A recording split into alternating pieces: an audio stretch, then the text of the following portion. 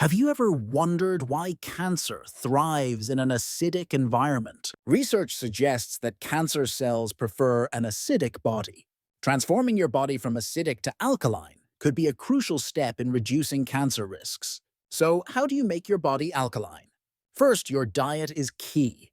Focus on consuming more fruits and vegetables, known for their alkalizing properties.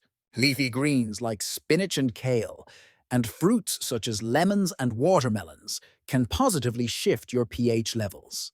Hydration is essential. Drinking plenty of water, especially alkaline water, can help flush out acidic toxins.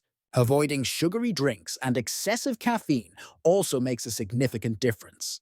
Regular exercise contributes to an alkaline state by improving circulation and promoting efficient breathing.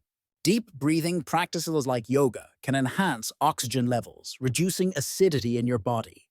Remember, while the journey to an alkaline body is multifaceted, each step brings you closer to a healthier you. Stay tuned for more health tips,